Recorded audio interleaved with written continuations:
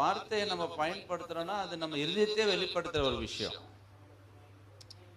இப்போ சொல்றாரு சங்கீத ப்ரோவர்ப்ஸ்ல சொல்றாரு, இந்த கோல்காரனுடைய வார்த்தைகள் வந்து விளையாட்டை போல இருக்குமா, ஆனால் அது அவன் உள்ளத்தை தேய்க்கும். நான் அடிக்கடி சொல்றேன் தெரியுமா, ஏதாவது சொல்லிட்டு சும்மா வேடிக்கைக்கு சொன்னேன், ஜோக்கு சொன்னேன், ஃபார் ஃபன் அப்படின்போம். நீ சீரியஸா எடுத்துக்கினியா? ஏதோ ஒரு, ஆனா அது உள்ளத்தை என்ன பண்ணணும், நம்மள தைச்சிடும். அப்புறம் நான் just for joke, just for fun, இதெல்லாம் போய் சீரியஸ் ஆயிட்டா அப்படின்போம்.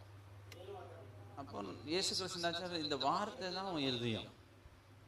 நல்ல மனுஷன் அவன் தன் இருதயத்திலிருந்து நல்ல பொக்கிஷங்கள்லாம் என்ன பண்றானா எடுத்து சொல்றான். அதே போல கெட்டவன் என்ன பண்றான், அவன் இதயத்துல இருக்கிறத அவன் எடுத்து